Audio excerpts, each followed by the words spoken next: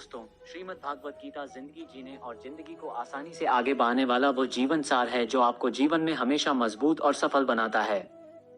आज इस भगवत गीता का 51 सूत्री सार जो आपको जरूर हेल्प करेंगे और आपको एक नया ज्ञान जरूर सीखने को मिलेगा। जय पराजय, लाभ हानि, सिद्धि असिद्धि, सुख दुखादि द्वंद्वों को समान समझ, इंद्रियों व उनके विषयों के संयोग वियोग से विचलित व्याकुल मत हो, तभी मोक्ष संभव हो सकता है। इस लोक व स्वर्गादि के भोग ऐश्वर्य में न डूबते हुए परमात्मा में ही मन को स्थिर कर। सकौम कर्म न कर, कर्म कुशलता, पुण्य लोभ छोड़ दे, कर्म बंधन तोड़ दे, महापापी काम का दृढ़ता से नाश कर डाल। भगवता के अनुसार केवल भगवान के लिए कर्म कर ताकि तेरे नवीन कर्म न बने। बुद्धि को मोह रूप दलदल से भली भांति पार करा, वैराग्य को प्राप्त हो। इंद्रियों के विषयों की ओर आकर्षित न हो, उनका विचार भी न कर, उन्हें मन व तन दोनों से त्याग दे, कामना भी न होगी। मेरे परायण हो, मेरे ध्यान में बैठ, मुझ में चित्त लगा। अनन्य भाव से मेरा हो जा, अर्थात मन के अन्य हर भाव को त्याग दे। मेरी अनन्य भक्ति, अव्यभिचारिणी भक्ति कर, कुछ और सोच भी मत। जो कर्म निर्दोष जीवन निर्वाह के लिए आवश्यक हो एवं मुझ तक तुझे पहुंचाएं, उन्हें ही कर, वो भी निष्काम भाव से। नवद्वारों से सर्वकर्मों का त्याग कर आनंद पूर्वक सच्चिदानंद घन परमात्मा के स्वरूप में स्थिर रह। ब्रह्मचर्य व अहिंसा का व्रत धारण कर, परमेश्वर के नाम जप में लीन रह। नेत्रों को बंद कर भरिकुटियों के मध्य ध्यान एकाग्र कर मेरे स्वरूप का चिंतन कर, हृदय में उच्चारण कर। परमात्मा के सिवाय कभी कुछ भी चिंतन मनन न किया कर। चित्त यदि किसी और विषय में जाए तो उसे वहां से खींच ला व पुनः प्रभु में लगा। हर विषय, क्रिया, विचार व कर्म सबको तजकर करने योग्य कर्म ही कर। स्वार्थ व पक्षपात से रहित होकर सब पक्षों का हित कर, भलाई चाह। अभ्यास व वैराग्य से मन को वश में कर। इंद्रियों को विषयों से हटाकर परमात्मा में लगाने प्रयत्न पूर्वक अभ्यास करने वाला अनेक जन्मों के संस्काबल से इसी जन्म में समस्त पापों से मुक्त हो तत्काल ही परम गति को प्राप्त कर सकता है। आत्मा उद्धार अर्थात भगवत प्राप्ति हेतु कर्म करेगा तो दुर्गति न होगी।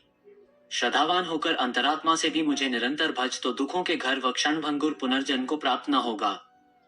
नाशवान इच्छा पूर्ति अथवा सांसारिक पीड़ा मुक्ति के बजाय मेरे मूल तत्व को जानने के लिए मुझे पूज। मेरी शरण होकर जन्म मरण बंधनों से छूटने हेतु अध्यात्म को जान, ब्रह्म व अपने स्वरूप अर्थात जीवात्मा को जान। हर क्षण मुझे भज तो अंतकाल में भी मैं स्मरण आऊंगा जीवात्मा को, उसके कर्मों के अनुसार मैं उसे नवीन जन्म प्रदान करता हूँ। व्यर्थ आशा, व्यर्थ कर्म व व्यर्थ ज्ञान वाली राक्षसी, तामसी व राजसी विक्षिप्त चित्तवृत्ति को त्याग, मुझे भक्ति से ही पाया जा सकता है। दृढ़ निश्चय वाला भक्त बन निरंतर मेरे नाम व गुणों का कीर्तन करते हुए तथा मेरी प्राप्ति के लिए यत्न करते हुए एवं मुझको बारंबार प्रणाम करते हुए सदा मेरे ध्यान में युक्त होकर अनन्य प्रेम से मेरी उपासना कर। जो खाता, हवन, दान, तप करता है सब मुझे अर्पित करता चल। कोई अति दुराचारी भी अनन्य भाव से मेरा भक्त होकर मुझे भजे तो वो भी साधु समान है, क्योंकि वो यथार्थ निश्चर्य वाला है कि परमेश्वर के भजन के समान अन्य कुछ भी नहीं है। मुझ में अनन्य चित्त वाले भक्तों के लिए मैं सहज सुलभ हूँ। स्त्री, वैश्य, क्षूद्र व चांडाल इत्यादि सभी मेरी शरण होकर परम गति को प्राप्त होते हैं। दृश्य संसार माया मात्र है, जिसे तजकर प्रभु में रत हो जा।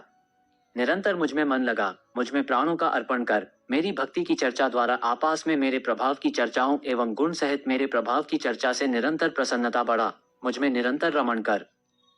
केवल मेरे लिए कर्तव्य कर्म कर, आसक्ति, आकर्षण, रुचि न रख। अपने प्रति अतिबैर रखने वाले के भी प्रति बैर भाव से रहित हो जा।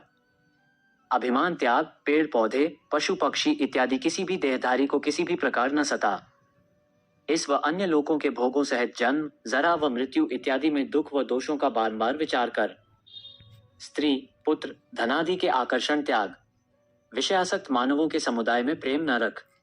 अध्यात्म ज्ञान में रह, तत्व ज्ञान में अर्थरूप परमात्मा को ही देख। ये सब ज्ञान है, इसके विपरीत जो कुछ है वो सब अज्ञान है। प्रमाद, इंद्रियों व अंतःकरण की व्यर्थ चेष्टाओं, निद्रा व आलस्य सहित अहंभाव, ममत्व, मेरापन व वासनाओं को त्याग। संसार के समस्त विषय भोगों में सत्ता, सुख, प्रीति व रमणीयता का विचार त्याग, दृढ़ वैराग्य धर। आशा के सैकड़ों फांदों में बंधे हुए मनुष्य काम क्रोध के वशीभूत होकर विषय भोगों के चक्र में बार आसुरी योनियों में जन्मते मरते रहते हैं। अब जब तुझे मानव जन्मरूपी स्वर्णिम मोक्ष अवसर मिल ही गया है तो दृढ़ संकल्पित हो केवल मुझे प्राप्त करने के जतन कर। काम, क्रोध, लोभ ये 3 नरक द्वार हैं जो आत्मा को अधोगति में ले जाते हैं। सब अनर्थों के मूल इन्हें त्याग दे। कल्याण का आचरण कर अर्थात उद्धार के लिए भगवद आज्ञानुसार रह। मन की कामनाओं के वशीभूत हो, इधर उधर मत भाग। भगवत चिंतन करते रहने को अपना स्वभाव बना ले। देश काल व पात्र अनुसार दान कर, जैसे कि जिस देश काल में जिसे जिस मूलभूत वस्तु व सेवा का अभाव हो उसी से उसकी सेवा कर। भूखे, अनाथ, दुखी, रोगी, असमर्थ भिक्षु को उसकी वास्तविक आवश्यकता अनुरूप अन्न, वस्त्र, औषध इत्यादि सौंप। काम्य कर्मों में पुत्र, स्त्री, धनादि प्रिय वस्तुओं की प्राप्ति के लिए तथा रोगादि संकटों से निवृत्ति के लिए जो यज्ञ, दान, तप व उपासनादि की जाती हैं, सबको तू त्याग। ईश्वर की भक्ति, देवताओं का पूजन, माता पिता, गुरुजनों की सेवा, यज्ञ, दान, तप को कर, परंतु इससे लोक परलोक में कोई कामना न रख। सत्संग व शास्त्र के अभ्यास से तथा भगवदर्थ कर्म व उपासना करने से मनुष्य की बुद्धि शुद्ध होती है। न कर्तृताभाव मन में ला, न बुद्धि को सांसारिक पदार्थों व कर्मों में लगने दे, तो पाप से दूर रहेगा। मात्र सच्चिदानंद घन परमात्मा में एक ही भाव से स्थित हुए श्री शुकदेव जी व संकादिकों की भांति संसार से उपराम परे होकर निवृत्ति मार्गी हो जा। भगवत विषय के सिवाय अन्य सांसारिक विषयों को धारण करना ही व्यभिचार दोष है। इस दोष से दूर रह अव्यभिचारिणी धारणा शक्ति में रह। मन, प्राण व इंद्रियों को भगवत प्राप्ति के लिए भजन, ध्यान व निष्काम कर्मों में लगा। अंतःकरण का निग्रह कर, इंद्रियों का दमन कर, धर्मपालन के लिए कष्ट सह, बाहर भीतर से शुद्ध रह। सब कर्मों को तजकर तू मात्र मेरी शरण आ जा। मैं सर्वशक्तिमान सर्वाधार परमेश्वर तुझे सब पापों से मुक्त कर दूंगा। शोक मत कर।